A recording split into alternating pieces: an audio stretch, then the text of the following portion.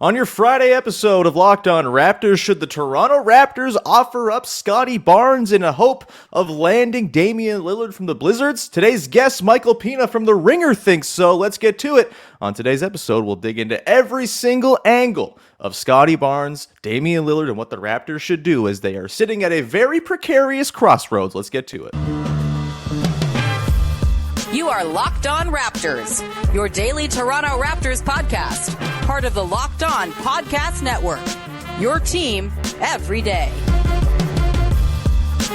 Hey, what's going on? And welcome to another episode of Locked On Raptors, part of the Locked On Podcast Network, your team every day. It is Friday, July the 21st, and I'm your host, Sean Woodley. I've been covering the Toronto Raptors now for 9 seasons on various platforms. You can find all my work over on Twitter at Woodley Sean. You can follow the show on Instagram at Locked On Raptors. And of course, join the Locked On Raptors Discord server. The link is in the description. It's a great place to come hang out. Very pleasant disagreement and agreement about your Toronto Raptors. Plenty of place to spiral as well. We got a little hoop grids competition going in there now too. Come hang out. Great little community we got building around the show. Link is in the description as always. And a reminder, you can find the show for free wherever you get your podcasts, on all the different audio apps, and of course on YouTube. Hit the big red subscribe button and support the show and make my ego just get that much bigger. I would very much appreciate it. All right, let's get to it. Very excited about the very first guest ever on Locked On Raptors way back in 2016. He is now with The Ringer. It is Michael Pina, and we are here to talk about your piece from last week, digging into why the Raptors should maybe look into dealing Scottie Barnes in the interest of getting Damian Lillard on their team. Michael, how the hell are you, buddy? I'm doing great, Sean. You mentioning hoop grids in the intro, that's just a summer addiction for me. And I almost just closed this tab and opened up hoop grids and abandoned you. So it's getting pretty dark with me and hoop grids right now. Yeah, it's really, really tapping into my NBA Live 2002 through 6 playing days. It's like, Yep. Oh, Kelvin Cato played for the Knicks and the Magic. Yes, it's pretty. It's like devolved into full on sicko mode. Some of the polls. There's actually a Raptors tie-in on this one. We won't spoil for anybody, but if you haven't played Hoop Grids, come do it. And also, again, in our Discord, we got a little Hoop Grids chat going. If we want to see, I think someone got like an 88th percentile score today. Very, very good stuff. Incredible stuff. Yeah, very impressed. Let's dive in, shall we, to something else that's been a big summer addiction, which is refreshing trade rumors and trying to piece together what the hell the Raptors are going to do next. The Raptors are in a weird spot. I don't think I got to tell anybody that. We know this. We've dug into all the different sort of avenues they can go down. Last week, everyday listeners of the show will remember, we talked about the argument in favor of going forward with the Pascal Scottie duo and how you would rework the roster around them, maybe beginning with an OG Anunoby trade for a couple of pieces, etc., etc. Today, we're going to dig into the sort of nuclear option, if you will, of just trading Scottie Barnes to go all in right now with Damian Lillard as the ideal target. Mike, you wrote this last week for The Ringer. It's linked in the description for people who have not read it yet. But what was your impetus for putting together this fake trade, and what is the sort of reasoning behind it if you're the Toronto Raptors through the eyes of you, armchair GM Michael Pina? So, I mean, it all begins, I guess you could say it goes back to last year, the trade deadline, when the Raptors decided, there was all these rumors about Toronto hitting the reset button, trading Fred VanVleet, a free agent, to be OG Anunoby, constant rumors about would they, get 3 firsts for him, 4 firsts for him from the Memphis Grizzlies, just wild stuff.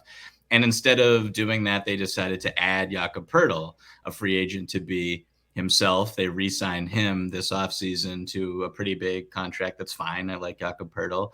But it kind of begins there. And then we get to the summer and they don't get to keep Fred VanVleet, who decides to go to the Houston Rockets on a massive contract. And from that point on, it's like, okay, so what is the direction of the franchise? You lost your second best player, I would say, maybe, arguably, for nothing, which is not ideal for a team that wants to be competitive. And I know that Masai Ujiri has used the word win repeatedly in every single press conference that he's given to the media. So clearly he wants short-term success. And the team was really bad last year when Fred VanVleet was not on the court. He's just a really important, solid player. And their pivot immediately was to use the non-taxpayer mid-level on Dennis Schroeder, who was a backup for the Los Angeles Lakers last season and is best suited to come off the bench somewhere. Mm-hmm. So you just look at the roster now, and it's just, it's weird, Mike. It's really weird. It's very weird. You don't know what the direction is. They're not good enough to make a deep playoff run as currently constituted. They have Pascal Siakam's free agency hanging over their head. They have whatever happens and his extension, which obviously I don't think is going to happen. It could, but I don't think it will. Mm-hmm. And OG Anunoby is probably almost definitely going to opt out of his contract next year also. So they have that hanging over their head. And it's just a big pivot point of what direction do you want to go? Do you want to take steps backward and rebuild around Scottie Barnes, who was, rookie of the year 2 years ago, and then had a semi-disappointing sophomore season, but is still very good, and going that path wouldn't be wrong. And, so you have these questions, big picture questions about yourself as a franchise. And meanwhile, you don't have a point guard, in my opinion, like a starting caliber point guard. And you are in this time in the NBA where there is no dominant juggernaut. And if you were to add, say, a Damian Lillard who is available, you could who is under contract for the next 4 years, you could conceivably make a deep playoff run if you kept OG, if you kept Pascal, you have Jakob Poeltl, you have pieces that would just make a lot of sense around Damian Lillard. And I think if you were to trade for him, this would be the best supporting cast that he's ever had in his career, I think it's fair to say. So, it's like the supporting cast, it feels like they've been trying to build around him and failing to for exactly many years at this point. 100%. You've got the long, rangy wing defenders. You've got an all-NBA forward in Pascal Siakam as the quote-unquote sidekick. You have rim protection, you have pick and roll partners, you have 3-point shooting, you have just a lot of stuff that would be really fun to play with. And if you look around the East, there's just question marks about every team that is a pseudo contender. You have the Celtics, who just completely are altering their identity, and we don't know how good they're going to be. And you're definitely not mad about that, are you? No, not at all. We're processing still, I think.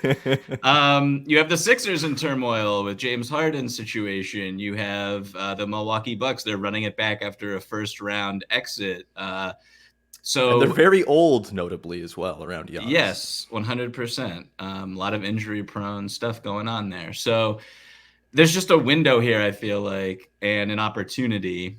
And if you want to win, this would be the trade to do it. And I don't think you're short-circuiting anything, honestly, if you do it. I think you're a very good basketball team. And the trade that I specifically outlined in my column, I just think kind of is a best of both worlds for both sides, honestly.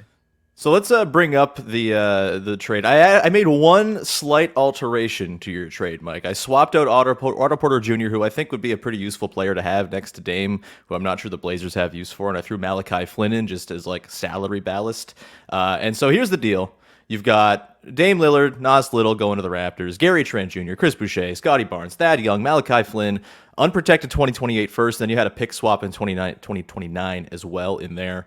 I am with you. I think it kind of scratches both teams' backs, if you will. I think Scottie, I was dreaming of Scottie and Scoot in Toronto leading into the draft, considering all the noise around the third pick. And if you can't see it in Toronto, I'd be all right seeing it out in Portland for sure. I think he'd be a perfect dude to pair with their young guards. And for Dame, notably, a lack of a point guard on this Raptors team. It's a pretty enormous vacant hole that Fred VanVleet left behind. Dennis Schroeder can fill in some of it, but certainly not the three-point shooting element of it and a lot of the other stuff. It's I think it makes a lot of sense, and I'm with you in that I think it would make the Raptors into a pretty clear contender to win the East. There's no guarantees, obviously. Things can go awry, playoff matchups, et cetera, et cetera. But I think all you can really hope to do is give yourself a puncher's chance in the NBA, especially in the time of parity. And I think this would absolutely do that. Let's come back on the other side, Mike. We're going to get into the specifics of what the roster would look like in Toronto and sort of how it would stack up with the other squads in the East, how they'd fill out the roster. Is a Dame, Pascal, OG, Jakob Poeltl top four, a championship level top four? We'll talk about that in just one sec. Before we do that, however, got to tell you about our friends over at FanDuel, the #1 sports book in all the land. Let's tell you about FanDuel right now. It's the perfect time to take your first swing at betting MLB on FanDuel and get 10 times your first bet amount in bonus bets, up to $200 back. That's right, just bet $20 and you'll land $200 in bonus bets, win or lose. No downside whatsoever. That's $200 you could spend on everything from the money line to the over-under to who you think is going to hit the first home run.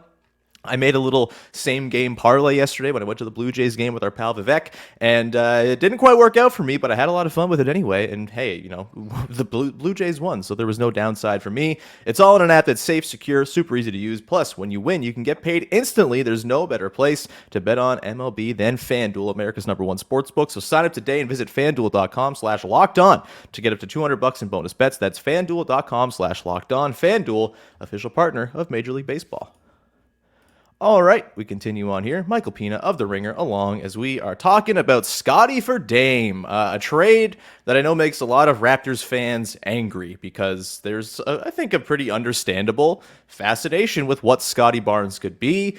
And I should say, while I have been championing this kind of trade for weeks on the podcast, I don't begrudge anyone who is against the idea. Of course, there are the downsides. Dame's 33. He makes a whole lot of money. You're going to be a second apron team probably in pretty short order. There are reasons to not do it. Scottie Barnes is very good. That said, the roster would be pretty damn sweet if this trade went down, Mike. The sort of depth chart I've envisioned here, and the Raptors only have like 12 players on their roster, so there would have to be some minimums added. We can talk about how they might do that. Most of the minimums are on the Phoenix Suns now, so it's a little bit hard to find guys.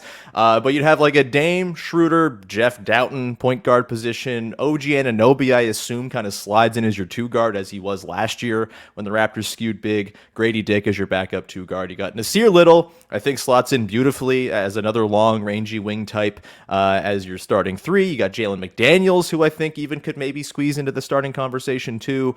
Otto Porter Jr., Pascal Siakam, Precious Achiuwa at the four, then Jakob Poeltl, Christian Koloko as your bigs. And then, you want to go find yourself a Jalen Noel or a Terrence Ross. Please, a Terrence Ross, Bismack Biyombo, Derek Jones Jr., whoever it might be. Fill out the roster. There's plenty of dudes there. But to you, Mike, does that roster, where does that rank, do you think, just in the Eastern Conference hierarchy as these teams stand right now? Of course, we don't know what the hell's going to happen with the Sixers.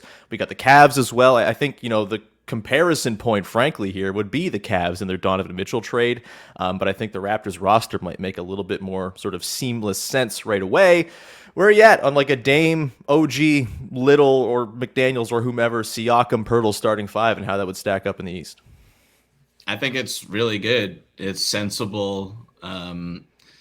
It begins with Dame, right? Dame is so good. I just don't think maybe people are sleeping a little. First of all, I totally understand the hesitation to do a trade like this because Scottie Barnes' future is super bright. I'm super high on him. Love everything about him. Don't really care too much about his second year. I think he'll bounce back in a monstrous way. He'll be a multiple-time All-Star. He'll potentially make All-NBA teams. He's amazing in a lot of ways. So I totally get why Raptors fans do not want to give him up. But again, Dame is coming off the best year of his career. He's hyper efficient. He's an incredible pull-up three-point shooter from like 30 feet out. He stretches the defense in a way that makes everyone else around him better. He's a terrific pick-and-roll playmaker. He gets downhill, goes to the free throw line, finishes at the rim, despite his size. I think with Jakob Poeltl, that pick and roll, Raptors fans saw it last year with Fred VanVleet. The Fred VanVleet, Jakob Poeltl pick and roll after the All-Star break was like incredible stuff.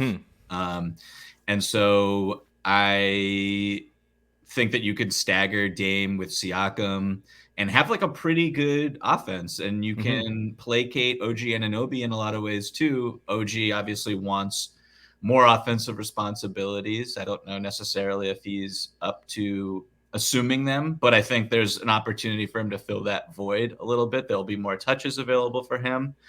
And I think depth is certainly a question here. You're asking quite a bit from a Jalen McDaniels who was played out of the second round against the Celtics. And has some question marks on his game and was a little disappointing, I think, in Philadelphia, but is still a tantalizing athlete with length who makes sense, particularly just in, the regular season when you need a body like that. I think he's a really good fit. Sure. You're asking, a rookie like Grady Dick to step in right away and hit shots and space the floor. You're going to need that. You're going to need health from guys like Precious Achiuwa, Nasir Little, who's often hurt, but is a really talented depth piece. So there's I think I haven't mentioned Dennis Schroeder yet, who's really interesting here because he slides in as the backup one. And that's just really, a huge benefit of getting Dame is, okay, we might have, I don't know if Dennis Schroeder is going to win Sixth Man of the Year, but he's as pesky, as effective as any backup point guard in basketball, I think. For sure. So that role right there makes a lot more sense. And yeah, Pascal can only benefit, OG can only benefit with all the attention that Dame is going to attract. I think those guys will really step up offensively. And then I think defensively, they have the pieces, the bodies, the defensive intuition to really cover for Dame in the regular season. And then in the playoffs, I think a lot of the playoffs is luck. A lot of it is, keeping ankles not from being sprained. It's make or miss. It's a lot of those things. I would put Toronto, honestly, especially after the offseason that the Sixers have had, I would pick them, for just starting the series tomorrow with these teams. I'd probably pick the Raptors in that series, especially having Jakob Poeltl for that matchup against Embiid. I really like that a lot. For sure. But yeah, I think that they match up really well with a lot of teams. I think Dame is just this super duper, supernova superstar still, and has a couple more years in him at that level. If you think that if you're making this trade, and I do think that based on how he played last year with the talent that was around him when he was phenomenal, and the Portland Trailblazers had a positive net rating when he was on the court, which is just if you look at that roster and you watch any of the Portland Trailblazers games, that's amazing stuff right there. So a lot of carrying Trendon Watford and Jabari Walker on his back. Exactly. So yeah, I think that it's the type of swing that a team that's in the place that Toronto is in right now should make, because you keep Scottie. This team's going to get expensive regardless. Yeah. Maybe not as expensive, but you're going to have to max out Scottie eventually. You're going to probably come damn near close to maxing out OG if you want to keep him. And Siakam's contract is, if this plays out where he goes to unrestricted free agency and he has another really good year and he's super max eligible, you're in a pickle. So I just think the path it's cleaner. It makes more sense. If I'm Masai, my job is easier. I'm all in. I know that. I've got a couple more picks I'll be able to trade. And I've got a new head coach who's really good at development. So maybe I'm targeting younger guys actually with those vet men's. And I know you said Terrence Ross. Sure. That's great. That's awesome. Just for me. That's just a treat for Sean. Yeah. No, I appreciate it. But I think I'd be really high on this team. It'd be really exciting and be invigorating for the organization. And I think it would just clarify the path that everybody is on. Yeah, I feel like the thing here is it'd be, I think, almost similar to the Kawhi thing where there were a lot of folks at the time who were like, oh, this is terrible, bad idea, he's going to walk. And then you watch him play like 2 games and him and Danny Green are double chase downing Jaylen Brown or Jason Tatum, whoever it was, whatever poor Celtic they humiliated in that second game of the season. And everyone's like, oh, okay, yeah, this is awesome. I feel like that would be the case the very first time Dame Lillard walks into like a 30-foot pull up. It'd be like, oh, okay, this is pretty tight, huh? Exactly. I think where people kind of get a little bit confused, I suppose, is when you look at the other offer that seems to be out there from the Heat as sort of like the base best offer they could even do, which doesn't even seem like it's on the table right now. Obviously, the Blazers are going to take their time. I think there's maybe this sort of response of, well, why would they have to put Scottie in? Like, could they not find a way to sort of find a middle ground that's still a better offer than what the Heat have to put out there? Could it be like an OG centered package? Does that get complicated because the Blazers don't want to have the sort of contract thing hanging over their head? Or does he get the chance to kind of go be OG Anunoby or Jeremy Grant 2.0 playing next to Jeremy Grant or something like that? That there's that sort of idea out there. Is it more of like an OG plus picks package type of thing? Even earlier this week on the pod, our pal Assad Albi from Yahoo Sports pointed out, like, what if you found like a 3-way deal where Siakam ends up going somewhere and you keep Scottie and, you kind of find a way to whatever you get back for Pascal ends up going into the offer for the Blazers to get Scottie, or sorry, to get Dame in town playing with Scottie. That's interesting too. I think a big part of the appeal is pairing Dame and Pascal because they're such a hand in glove fit. But, do you think there's maybe a middle ground here where the Raptors could get into the Dame Lillard sweepstakes, have an offer on par or better than what the Heat have without Scottie being in there, or is it kind of Scottie or bust here? If I'm Portland, it's Scottie or bust. It's like not even a question. I'm super intrigued by pairing this guy who's like, his absolute ceiling is like, I don't know, Magic Johnson 2.0. Like that's like Magic Johnson with a defensive player of the year ability. Like that's his absolute ceiling. And I'm pairing that with Scoot Henderson and Shaedon Sharpe. And I think that is like the core. And then I can just envision my organization doing battle with Victor Wembanyama in the Western Conference Final for like half decade. You know what I mean? Like that's just really exciting stuff that your fan base can get behind, that I don't think any logical suitor for Dame can match that blue chip type of prospect. With Miami, like, well, let me just say, like, with Portland, they're reportedly very interested in a lot of picks plus a very good young talent. And I don't know what where that package is coming from, if they want that isn't a realistic sense. And that's why even if this were to be a conversation between these two organizations, I do think it could fall apart if Portland was pushing for more picks too. And or Grady Dick also. Like, I just think, like, from their position, like, I tried to make it as fair as possible when I'm doing this in like a fake manner. But I think both teams would be thinking that they're giving up a little too much, particularly if you're Toronto and you're saying we're giving up Scottie, he could have 10 years of all-star performance ahead of him for a guy who is 33 and super duper expensive over the next 4 years, making $63 million in 2027. Like, and that's going to be like a total disaster. Also, like, he could be unhappy to the point of after a year being like, I can't do this again. Like, I'm so unhappy here. Like, the downside is real. I'll just say that if you're making a trade like this, and there's a lot of risk, but I don't know. If I'm Portland, I'm less enthused. I'm usually a picks person. I want all the picks. Give me all the picks. But if I can get exactly, if I can get Scottie Barnes, I'm over the moon about it, honestly. And I know Mike Schmitz over there in that front office loves Scottie too, so I think he would be super happy. But it's just a really unusual situation where I have my foundation already. I'm moving on from Dame and I'm getting the foundations here.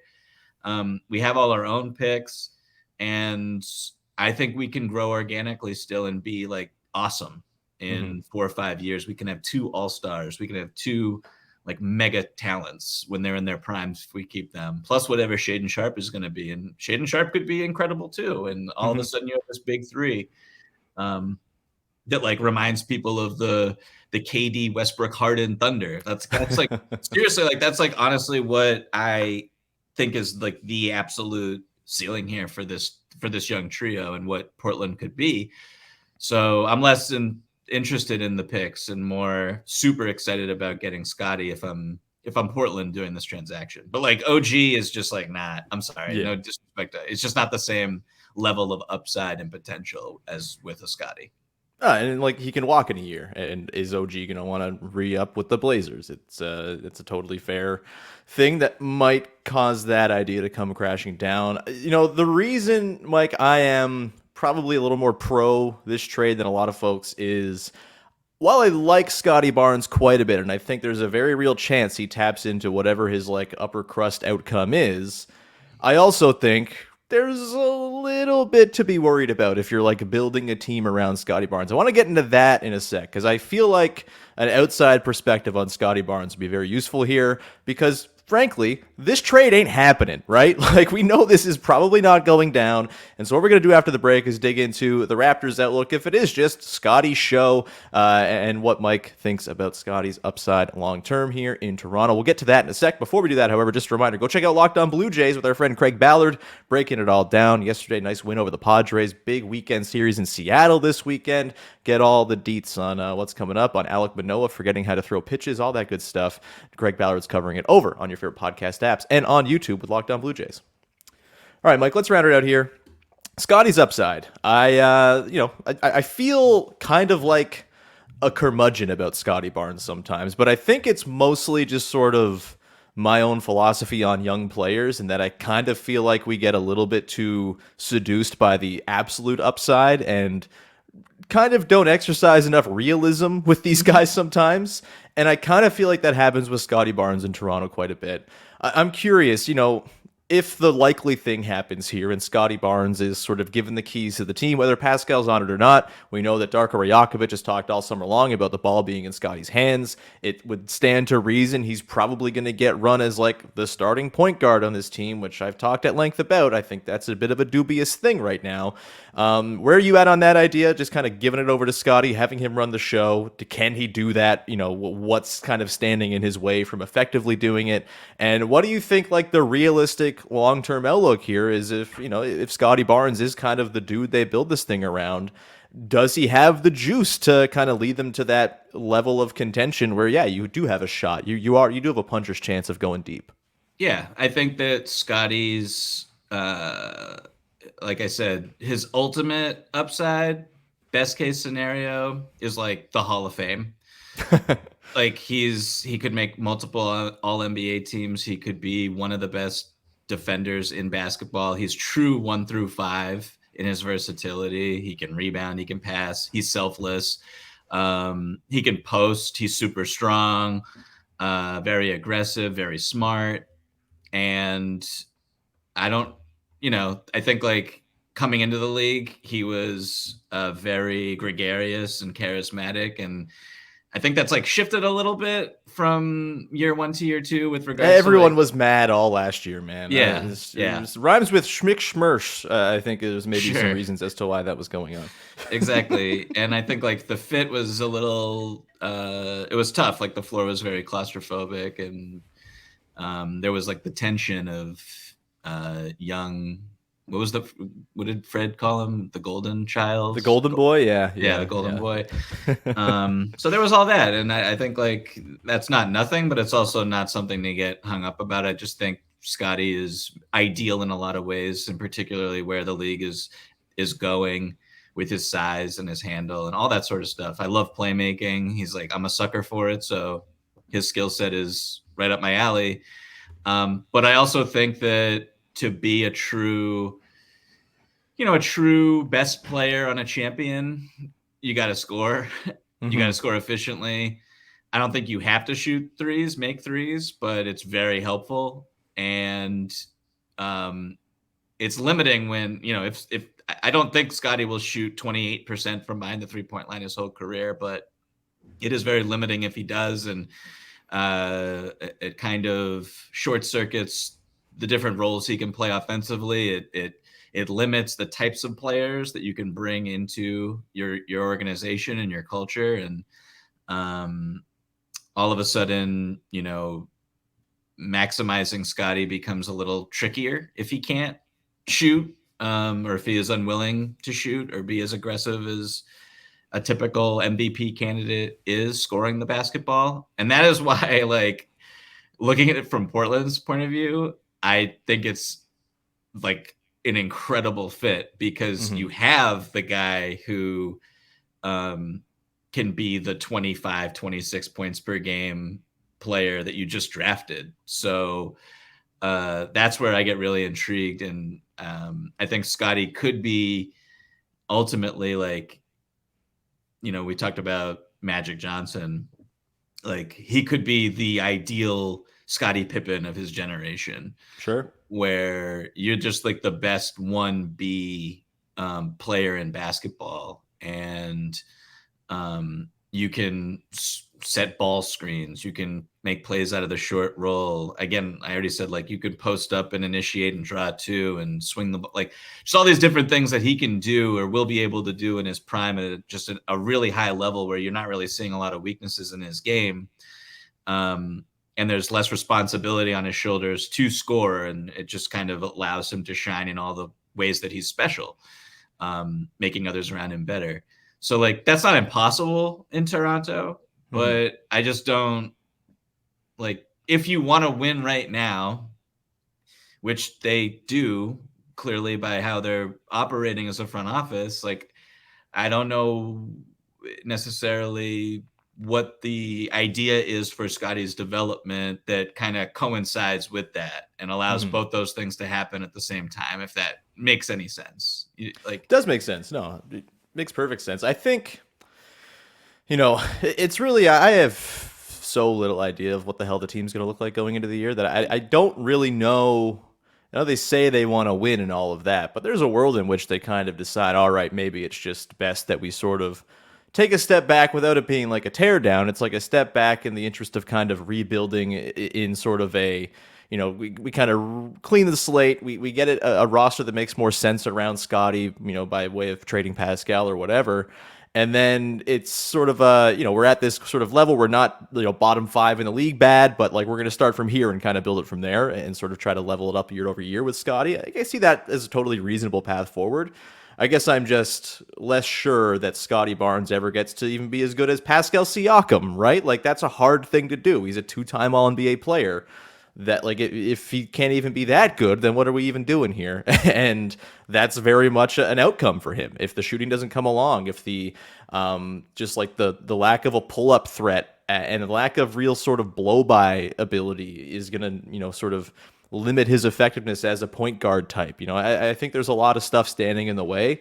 The 2-point efficiency last year was not great. He fell off from basically every area of the floor in terms of his efficiency. That could be part of the team context and all of that, certainly. But there's some red flags there that make me feel like the super high-end outcome that you've laid out, which I agree is on the table, makes me feel like that's a little less likely than I thought it was maybe 18 months ago or 12 months ago, whatever it might be. And so go ahead and make the deal, man. Last one here for you, Mike. Assuming this doesn't go down, is there another move out there that you'd like to see the Raptors pursue, whether it's just like a small guard addition, whether it's sort of a consolidation, you turn OG into multiple players who make more sense around the team? Obviously, the Pascal trade feels like it's on hold right now because of the whole I don't want to re-sign anywhere, kind of hurting his trade value and the sort of pending UFA of it all. That's a big thing. So if you're sitting in the Raptors, front office right now, what are you pitching? What's like the next move if in fact this Dame thing doesn't actually go down like it does when I go to sleep and put my head on the pillow at night? I mean, I honestly, like, I don't know what little move you could make that moves the needle in a positive way. Like, you've signaled like the Jakob Poeltl trade and then re-signing him to a 4-year contract. Like, it's just like you don't do that if it's like I don't even know if you'll describe it as a slight overpay. Maybe that's negligible, but like the bottom line is you don't make that type of commitment with that type of player where he is in his career if you're not trying to win right now. And so you look up and down the roster with the moves that they've made, and it's just like, and I couldn't get over the Dennis Schroeder signing, honestly, when I saw that happen. I was like, was that just like a panic move? Like, what are they doing? Like it was like, he's the best guard left. Let's just get a guard in the door, I guess. Yeah. I think he's going to be really good in second units. I don't think he can play with the starters because, shooting's important, but, I digress. Yeah, so especially using your whole non-taxpayer, yeah, we don't need to get caught up on it, but it was just very curious to me.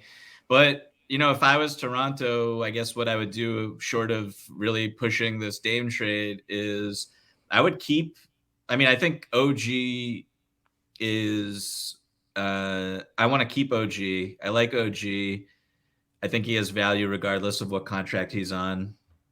Going forward, given his age and his upside. And I think teams are really attracted to him, and he showed a lot on the defensive end last season. I would keep Pascal up until the trade deadline, and then I would be making calls about what's the maximum that I can get right now in this marketplace for Pascal Siakam. And if it's not,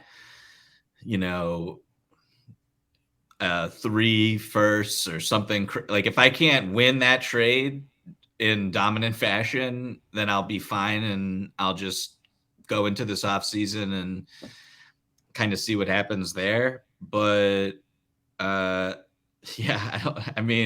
just think they're like, I don't want to say screwed, but it's just they're in such a tricky situation in terms of just not having a lot of clarity about what you want to do as an organization. And I think like when Gary opted in, I think that really confused a lot of people maybe in the organization too. And that that could have had a trickle down effect, I think, on the Fred offers. And okay, if we offer Fred this, we're in the luxury tax. And then if we're in the luxury tax here, with a long-term deal with Fred, what does that mean for the second April? So I just think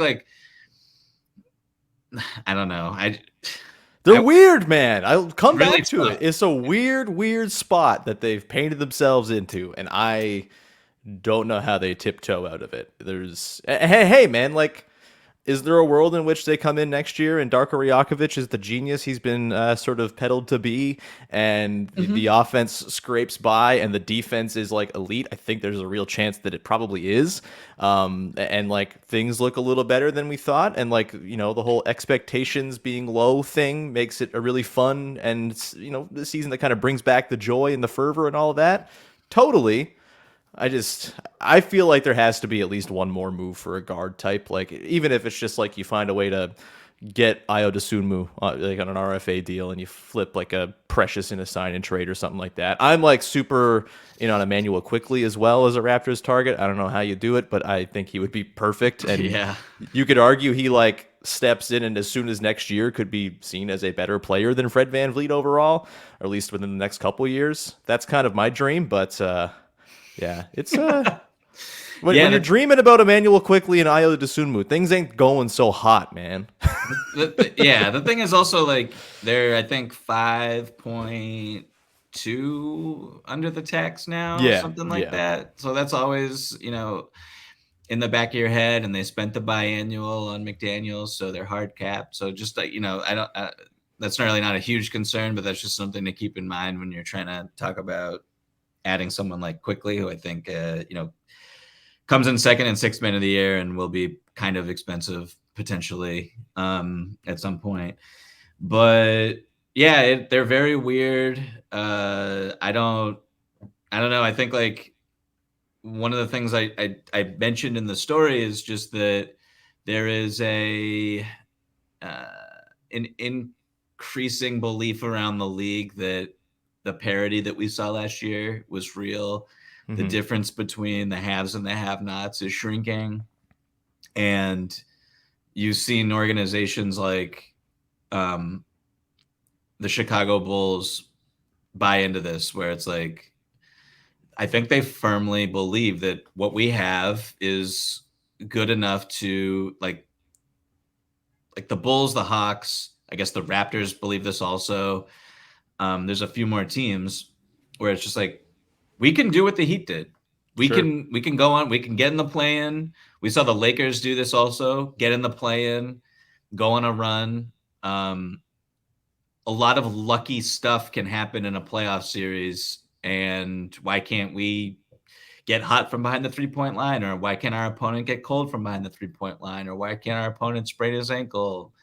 One of their best players sprained their ankle, and all of a sudden we steal a game on the road, game 2. Like, all that stuff is, I think, in the heads of NBA executives in a way that kind of like is frustrating. And I think parity is increasing around the league, but not really. Like, I don't think you should be like, oh, look at what the Heat did, we can do that. Unless you can get Jimmy Butler, I don't know how attainable that really is. Break Giannis's back. James. Yeah, just like that stuff is just a lot of injury luck, a lot of injury luck for both those teams, honestly. Mm-hmm. And I know that they were hurt too, so I don't want to have the Heat Mafia come after me. but like, I just don't think that is like a real thing you should sell your ownership on. Look at what the Heat did. We could be the Heat. I think that's dumb and lazy. Sorry. That's just what I think. No, that makes sense. By the way, speaking of ownership, that's a whole other spicy banana we'll have to talk about very soon with spicy banana, spicy meatball. Why did I say spicy banana? That's weird. A spicy banana sounds disgusting. Well, I had some spicy plantain chips a couple days ago, so maybe I had like spicy banana adjacent thing in my head. They were good, by the way. Mm-hmm. Spicy plantain chips, not bad. Okay. But yeah, spicy meatball, the ownership thing, we'll probably have to dig into that with someone who is smarter about ownership stuff and MLSE strife and giant telecom companies in the coming days. Because I do think that's maybe being a little bit underplayed as a storyline. And all of the uncertainty with the Raptors is Larry Tannenbaum and pension plans and all this stuff, maybe buying the team. And oh, man. Remember 2004-05? Buckle up, baby. Get me a Mike James, and I'll be right back and comfortable. We're going to wrap it there before I spiral too much more. Mike, this was lovely. Thanks so much for coming on the show. Really appreciate you giving the time. Where can people check out all your wonderful work? Over on theringer.com. That would be great.